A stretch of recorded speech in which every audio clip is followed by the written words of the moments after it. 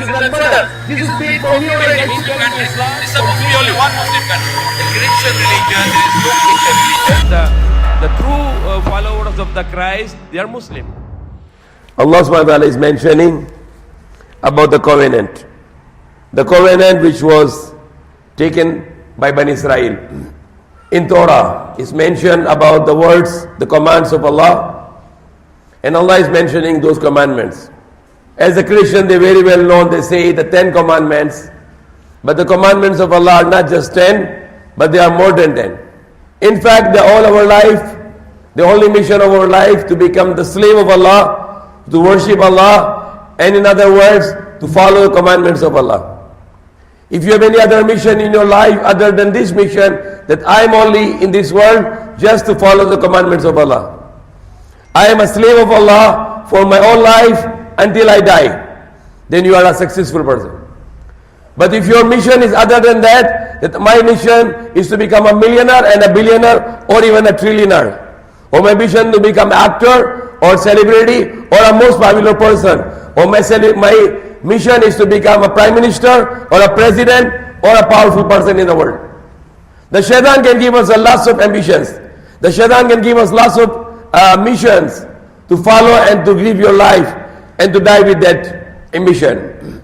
Today the children when go to the school, the parents are not telling them that you have to learn the knowledge to become a good human being who is going to help to the people for the sake of Allah. There is no such explanation by the Muslim parents to the children that you go to the school, you become a very good educated person, and then you are going to work to help people for the sake of Allah. You become a good doctor, you can help people for the sake of Allah. You become a good engineer, you help people for the sake of Allah. But what is the teaching today?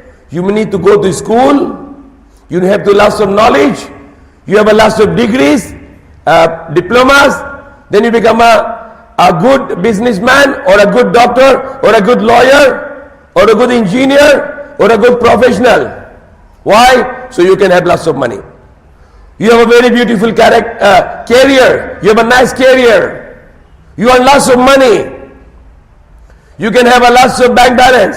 You can have a lots of cars and houses and all the materials of the world. Then you become a successful. Usually in many Muslim countries, the judging of the people, how much money he make in his life. Not that how religious this person is. That is not the standard now. The standard now, this person, if he makes money in the life, he is successful. If he doesn't make any money, then he's a loser. We were sitting down, having a lunch when I was very young, and one of the staff in our office, he asked to an old man. This old man, in the last age of his life, he became very religious. He is praying 5 times a day, he is following Islam, but he is a poor person. And our office staff is asked to him, his name was Mirza. He said, Mirza, your life is nothing. You are now very old, you have no money. So that is the standard today. The people think if you are old enough and you have no enough money, then you are a loser. No. You are a loser if you die as a kafir, you die as a disbeliever, and in the next life you go to hellfire, then you are a loser. As long as you die as a believer with the good deeds, you die as a status that Allah is happy with you, you are successful. Even if you are sleeping in the street. But if Allah is happy with you, and you all your life, you follow the commandments of Allah, even if you sweep the street and you sleep on the street, you are successful, wallahi. So what this old man tell to our staff? He say, look, I don't have money. I'm not rich. When I get home, nobody knock my door and collect money from me. Nobody knock my door and say, Mirza, you have to pay me something. He said, I don't have such thing, so I'm successful. And he said, very clear. If you are about to die and you have no accountability, you have paid to nothing to anyone, you have a zero account to the people, and you have a zero account to Allah, then you are successful. This is masjid here. The Prophet Muhammad have a masjid in Medina. And every time the people bring the dead body for janazah, for funeral prayer, Prophet did not ask this person what he did in his life, how much money he made, how religious was he. Because it's personal. Your religiosity for praying 5 times a day is a personal. Fasting is personal. What he asks to the people, is this that person, do he has any debt? Was he able to pay all his debt? He has nothing to pay to anyone? And the Sahaba said, Ya Rasulullah, he was not able to pay his debt. He has to pay to people. Then the Prophet ﷺ said, I will not pray for him. Sallu li sahibukum. Go and pray for your companion. I'm not going to pray for him because he failed. He failed to pay his accountability. He failed to pay his accounts. And that is Islam. That is Islam. If you go to this Quran, that's a very big Quran. This is Quran. If you go to the Quran, and you will find out the biggest Quran, the surah is Surah Al-Baqarah. And if you're going to look for the biggest ayah of the Quran, the words of the Quran, the biggest words of the Quran is also in Surah Baqarah. Almost to the end of Surah Baqarah. And it is about debt.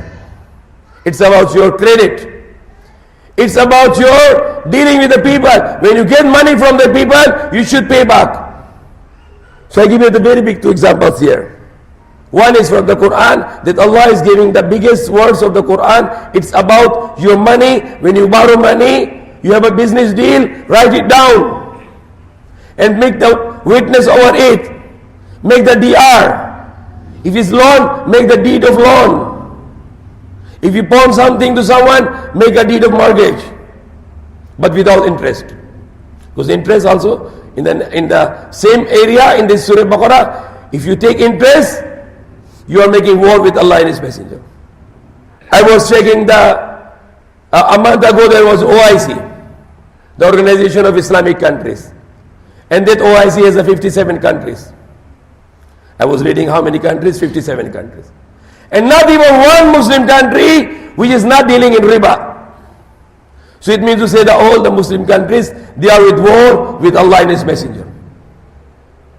They all are with war with Allah and His Messenger, because Allah said in the Quran, Ya ayyuhalladhina amanu taqullaha wa dharu ma baqiya min ar-riba in kuntum mu'minin.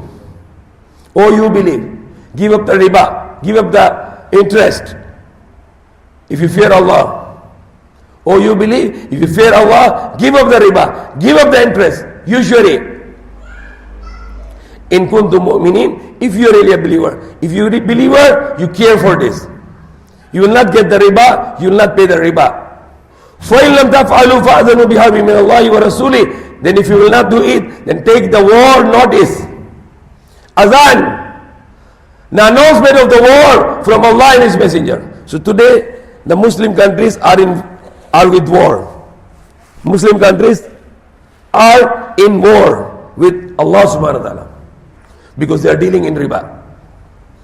In fact, the Muslim countries has a more interest rate than America, Europe and Japan and Switzerland.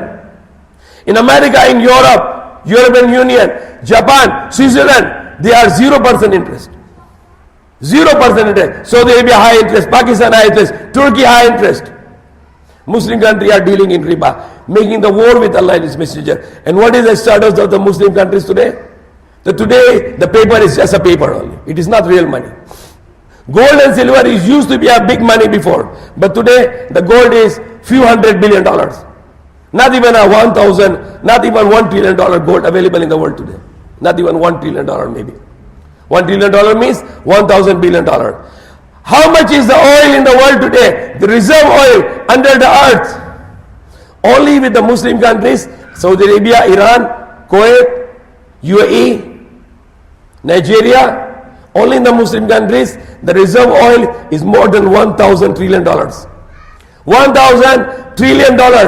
And in $1 trillion is $1,000 billion. So $1,000 trillion oil with the Muslims, and Muslims are suffering. Any Muslim country being attacked, another Muslim country is watching. They are watching like a movie. Iraq attacked, this one, Syria, Yemen, Muslim countries are watching. Audience, watching like a movie. Humiliation Allah put on the Muslim today, because they are dealing in riba. Dealing in riba. How much more they adopted the World Bank, IMF, with the fake currencies to the given to the people, which is controlled by Zionists in New York. They used to control it in London for 100 years ago. And now today they control the currencies in New York with the laptops. They control all the capitalism in New York City. The Zionists. They can bring down your economy, they can bring down your currency, and they blackmail you. They will tell you what to do because we control your currency. We can make it zero.